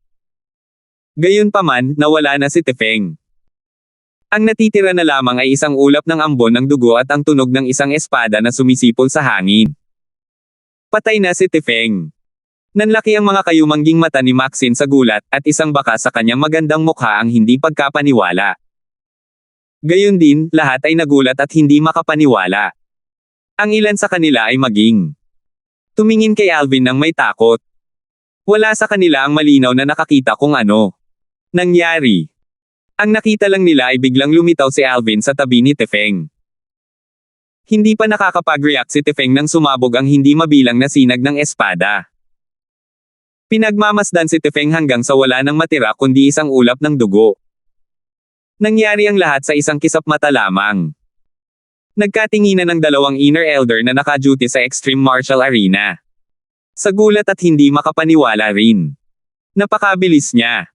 Mayroon ba siyang 79 na heavenly veins? Tanging ang mga may 79 na heavenly veins ang may kakayahang pakilusan ang kanilang banal na mga enerhiya sa ganoong bilis. Bukod dito, hindi mo ba napansin na bukod sa ang simpleng sword daw, sa halip na isa lang, gumamit siya ng dalawang triple fused mga lalim mula sa batas ng kalawakan. Ginawa ko. Ibig sabihin nito ay nagpigil siya noong nilabanan niya si Romeo dati. Ang kanyang lakas ay higit pa sa lakas ni Wyatt 10,000 taon na ang nakalilipas bago iyon. Si Wyatt ay naging hari ng mga Diyos. 3,688. Si Alvin ay kumilos ng napakabilis, nag-teleport sa tabi ni Tefeng sa sandaling magamit ni Tefeng ang kanyang banal na enerhiya. Halos hindi makareact si Tefeng sa kanyang atake bago niya madaling napatay si Tefeng. Marahil, kung binigyan niya si Tefeng ng ilang dagdag na segundo, maaaring nagawa sana ni Tefeng na ipagtanggol siya laban kay Alvin. Sayang, masyadong mabagal si Tefeng. Ilang segundo lang ang pagitan ay nagresulta sa kanyang kamatayan. Madaling napatay ni Alvin si Tefeng sa pamamagitan ng pag-asa sa kanyang 79 na heavenly veins at teleportation profundity para mabigla si Tefeng. Hindi maglalakas loob ang mga ordinaryong tao na sumugal kahit na naunawaan nila ang dalawang triple fused profundities at ang simpleng sword daw at nagtaglay ng 79. Mga ugat ng langit. Tutal, kung matagumpay na maharangan ng kanilang kalaban ang atake, may iwan silang bukas para sa mga pag-atake. Gayunpaman, walang panganib para kay Alvin dahil ang kanyang tunay na lakas ay higit na nalampasan ang lakas ni Tefeng. Kahit na nagawa ni Tefeng na harangan ang kanyang atake, maaari pa rin niyang baligtarin ang mga bagay-bagay. Ang pinakamasama, kakailanganin niyang ibunyag ang isa sa kanyang mga trump card. Sa katunayan, kung kailangan niyang ibunyag ang kanyang trump card o hindi ang tanging sugal na ginawa niya. Para sa kanya, ang pagkamatay ni Tefeng ay isang tiyak na desisyon. Hindi na kailangang sabihin pa, labis na natuwa si Alvin na nagawa niyang patayin si Tefeng nang hindi kinakailangang ipakita ang kanyang lakas. Ang kanyang ipinakita rito ay katulad ng ipinakita niya noong pagsubok ng mga pangunahing disipulo sa Little World ni Truman. Ipinakita lamang niya sa kanyang cultivation base na ay nasa yugto ng isang advanced na Diyos, dalawang triple fused profundities mula sa batas ng kalawakan, ang rudimentary sword daw, at isang primitive divine sword.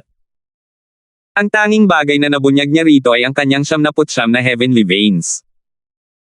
Gayunpaman, hanggat siya ay maingat, walang sino man ang makakapagpatunay na 100% niyang taglay ang 99.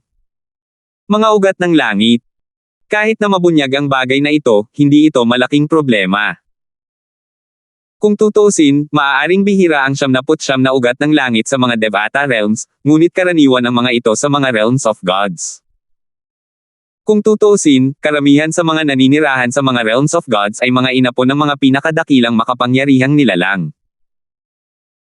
Sa oras na ito, sa itaas ng Extreme Martial Arena, si Jaime Lin, isang pangunahing disipulo, ay buong kumpiyansang nagsabi, talagang nakapasa siya sa pagsusulit ng mga pangunahing disipulo.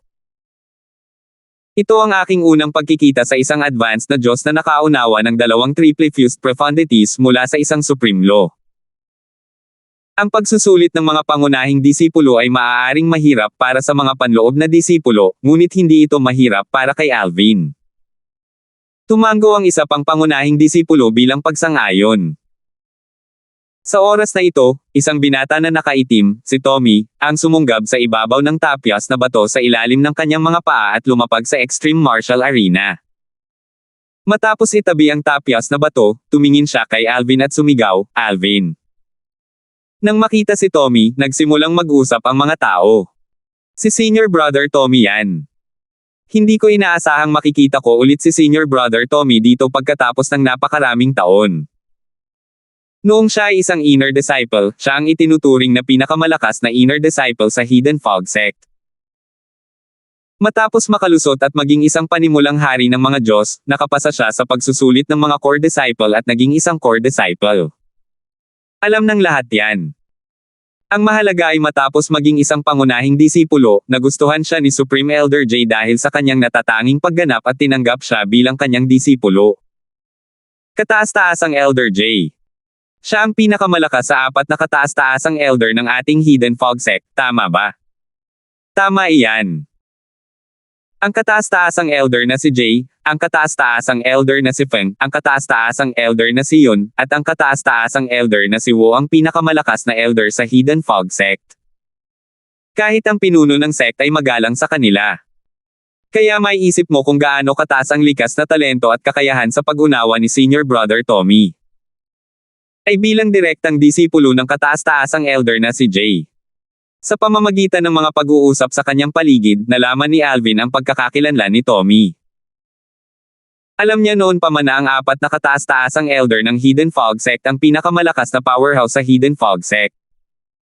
Mas malakas pa sila kaysa sa sect leader ng Hidden Fog Sect. Ang mga pinuno ng sekta, mga pangalawang pinuno ng sekta, mga pangunahing elder, at mga tagapag-alaga ay mga nakababata lamang kapag kaharap sila. Ano man ang posisyon, lahat sila ay magalang sa mga kataas-taasang elder.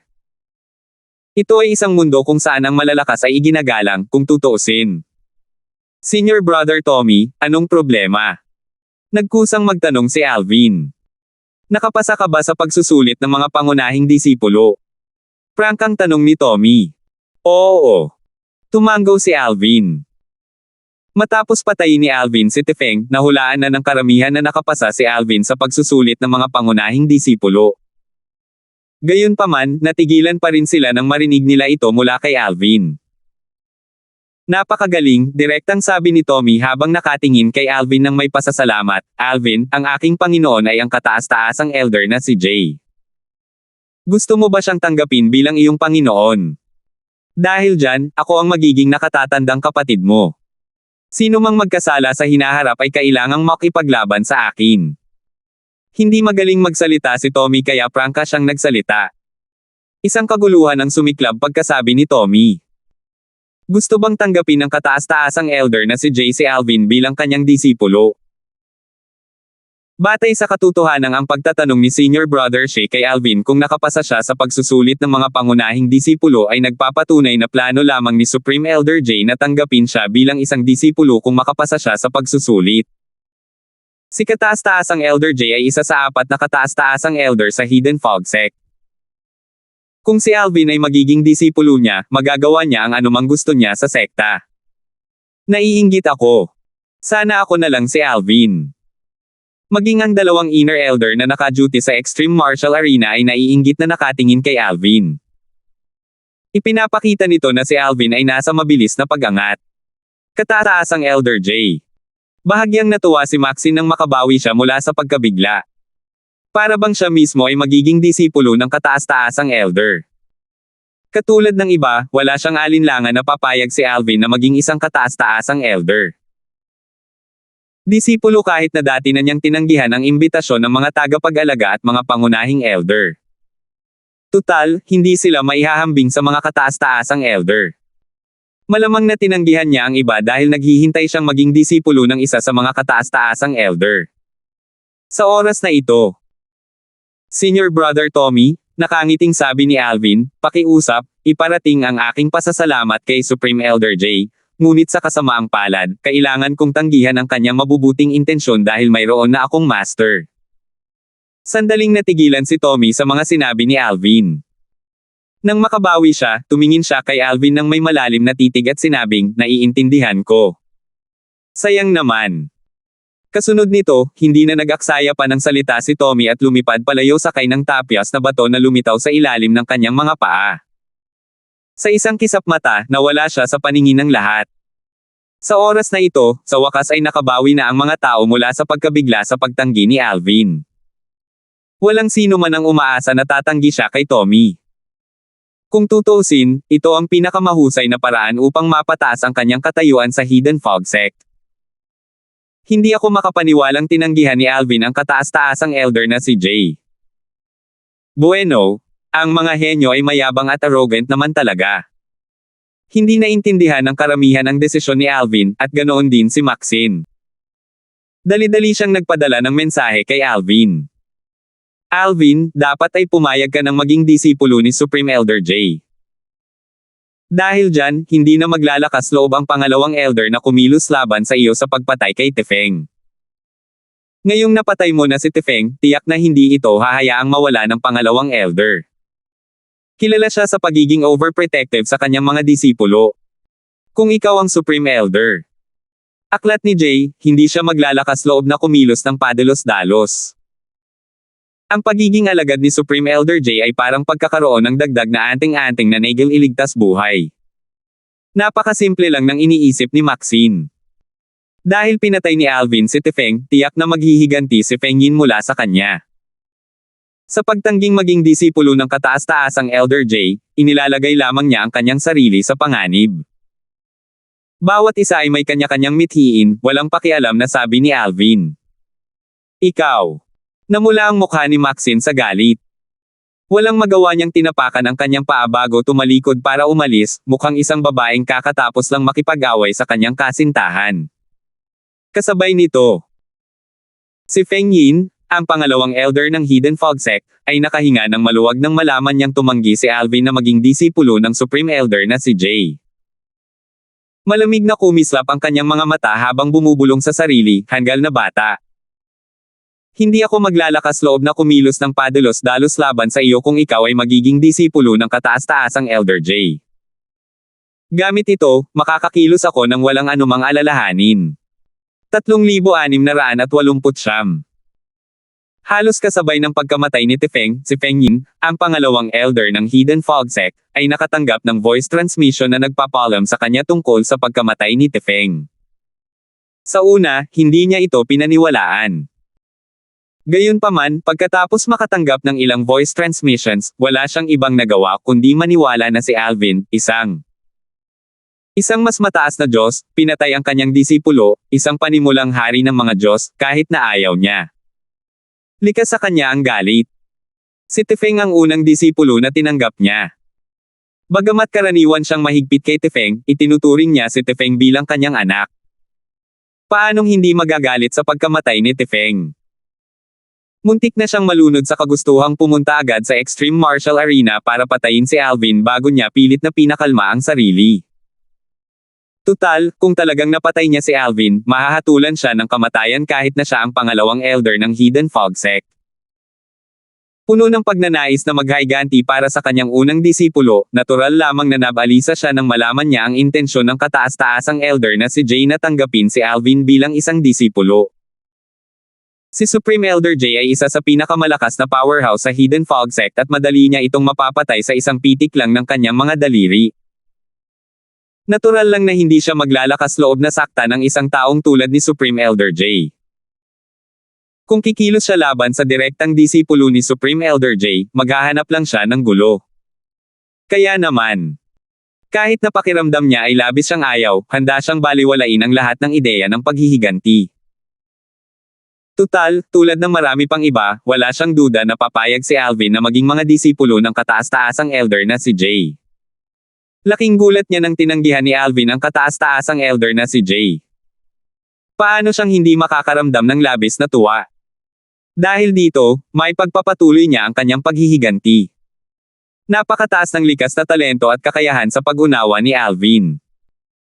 Kailangan kong humanap ng pagkakataon para patayin siya para maiwasan ang mga gulo sa hinaharap. Kahit hindi ako kumilos laban sa kanya, hindi siya makikipagkasundo sa akin. Sa halip na maghintay hanggang sa lumakas siya, kailangan ko siyang patayin sa lalong madaling panahon, naisip ni Feng Yin sa sarili habang kumikinang ang mga mata niya sa balak na pumatay. Ang balita tungkol kay Alvin, isang makabagong Diyos, na madaling pumatay kay Tefeng, isang payak na hari ng mga Diyos, ay kumalat na parang apoy sa Hidden Fog Sect. Nagulat ang lahat. Ngayon lang nangyari ang ganito sa kasaysayan ng Hidden Fog Sect.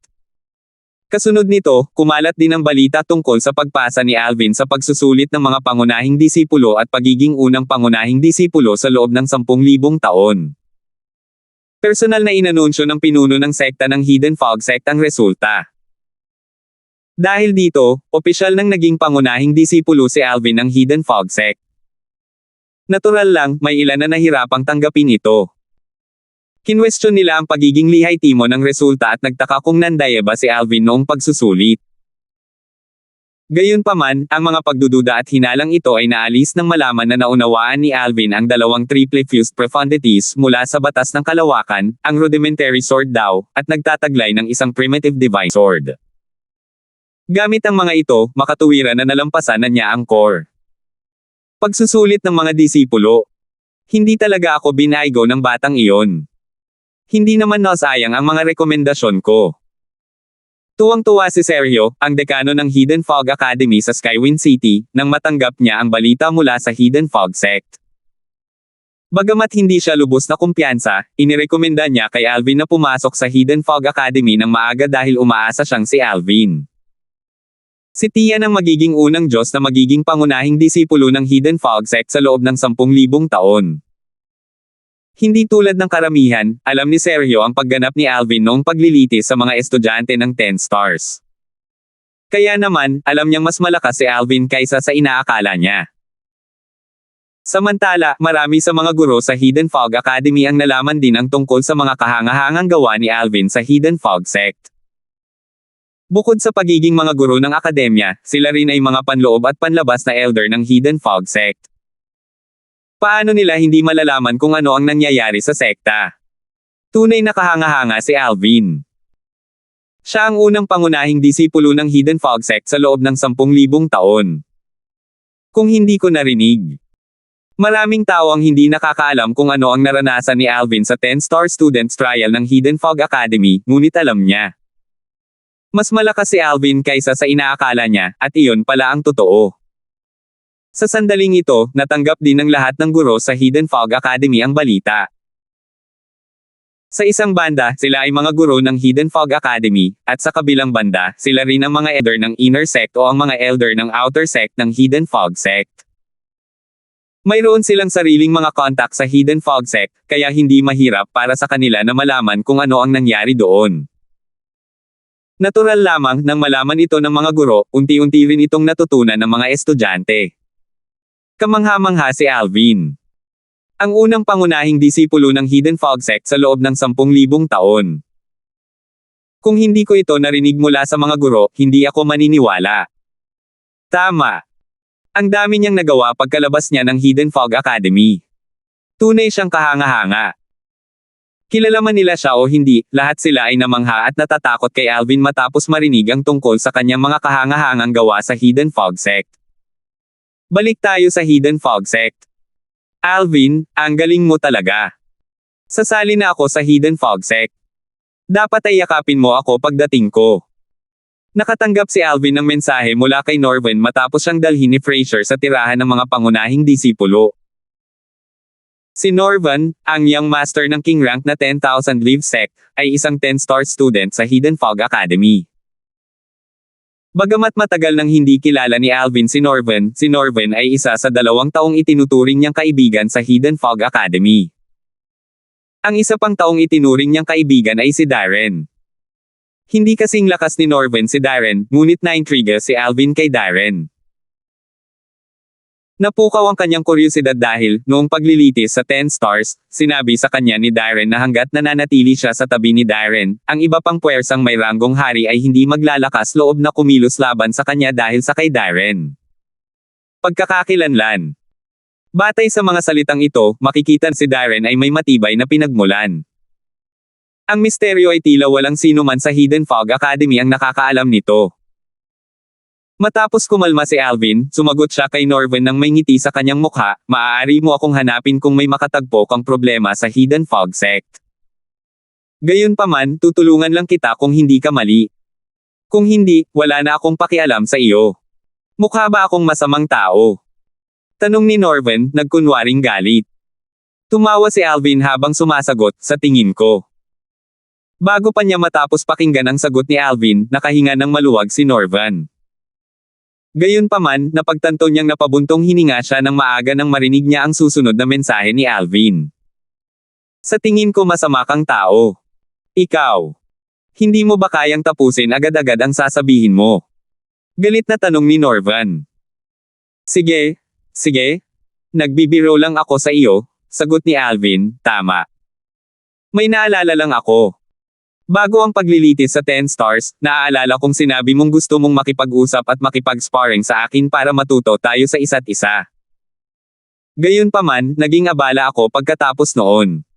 Pagdating mo sa Hidden Fog Sect, pwede tayong mag-usap at mag-sparring session. Nang marinig ang sagot ni Alvin, si Norvin, na nasa Hidden Fog Academy, ay nanginag. Makipag-sparring sa iyo. Sino ang maglalakas loob na makipag-sparring sa isang halimaw na katulad mo? Dali-daling sumagot si Norvin. Sinabi ko ba yun? Nagkamali ka siguro. Pero, isantabi muna natin yan. May gusto akong sabihin sa'yo. Alam mo ba na hindi nagtagal pagkatapos mong umalis sa akademya, biglang umalis Darren sa akademya? Wala siyang sinabi kahit kanino, at ako lang. Nalaman ko sa iba na nag-apply na siya para umalis sa akademya. Nagpadala ako sa kanya ng mga mensahe, pero wala akong narinig mula sa kanya. Nakausap mo na ba siya kamakailan? Dahil kay Alvin, nagkakilala sina Norvin at Darren at nagpalitan ng Soul Pearls. Natanggal sa akademya. Natigilan si Alvin. Dahil doon, nagpadala siya ng mensahe kay Darren gamit ang Soul Pearl na ibinigay sa kanya ni Darren. Gayunpaman, walang tugon. Hindi ko pa siya nakakausap kamakailan. Nagpadala lang ako ng mensahe sa kanya, pero wala ring sumasagot, sabi ni Alvin bago nagtanong, may kakaiba ba sa ugali niya bago siya umalis. Hindi, buntong hininga ni Norvin, pinakiusapan ko ang aking ama na imbestigahan si Darren, ngunit wala akong makitang kahit ano tungkol kay Darren.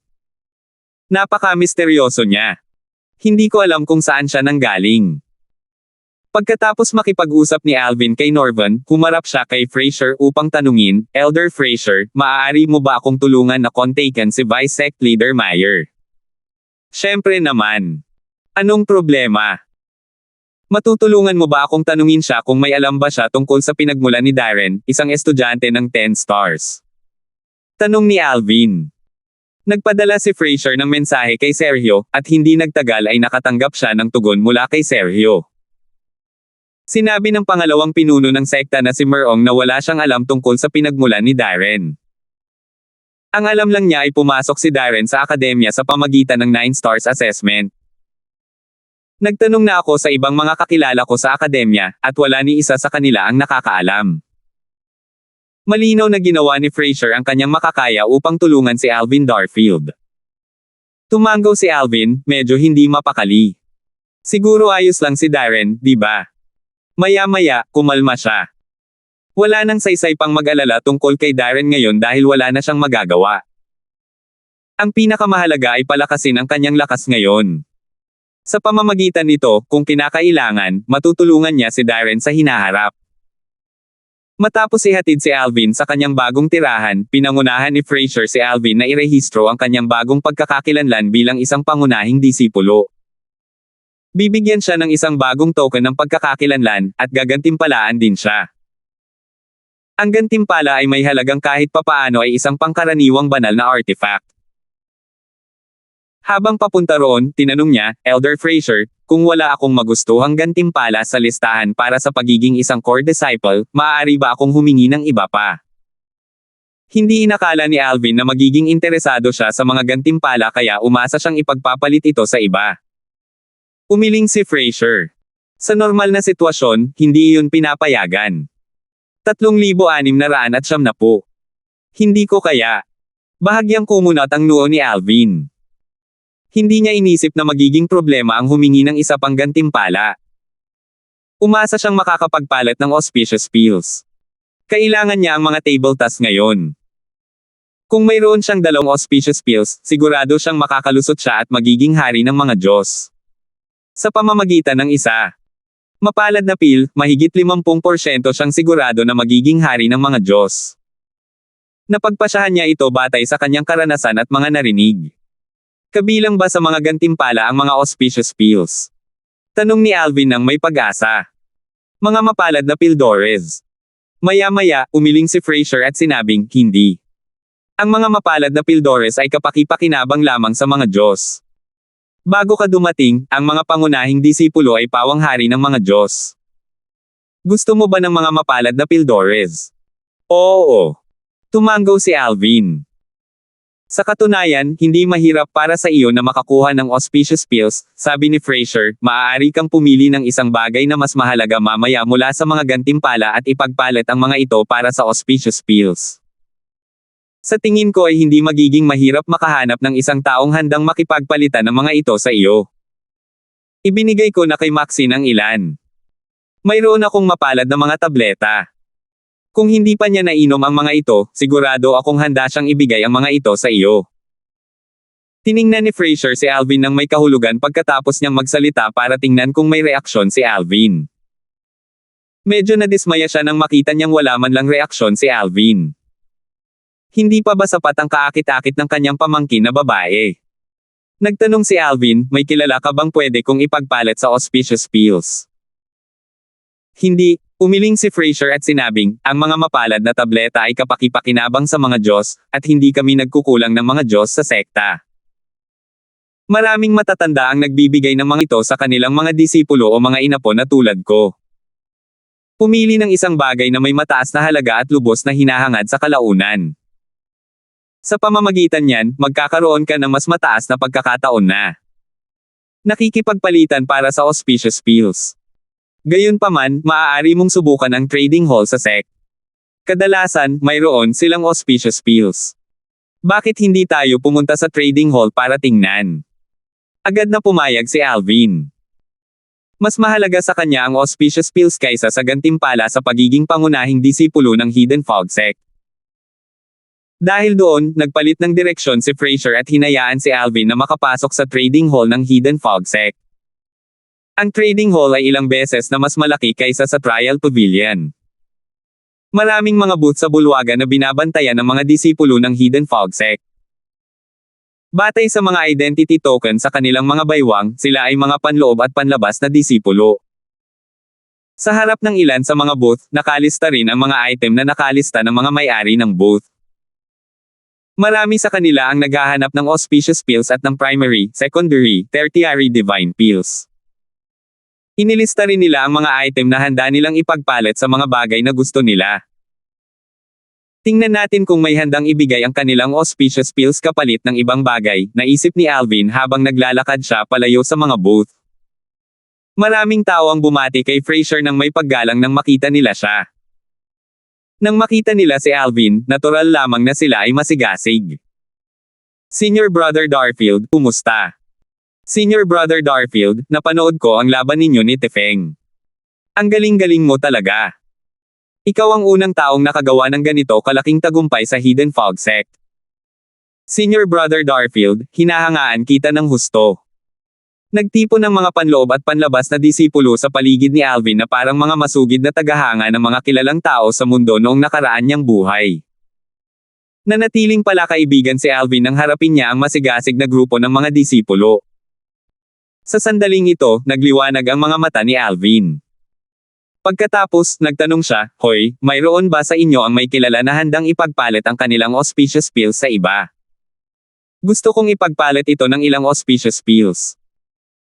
Pagkasabi niya nito, marami sa mga disipulo ang agad na tumingin sa parehong direksyon bago may nagsalita. Senior Brother Darfield, may isang senior brother doon na gustong ipagpalit ang kanyang auspicious pills para sa isang pangkaraniwang divine artifact. Mas lalong lumiwanag ang mga mata ni Alvin. Marami naman siyang pangkaraniwang divine artifacts. Binigyan siya ng angka ng song ng ilang pangkaraniwang banal na artifact bilang tanda ng kanilang paghingi ng tawad, at naroon din ang mga pangkaraniwang banal na artifact na nakuha niya noong siya ay nasa Devata Realms pa.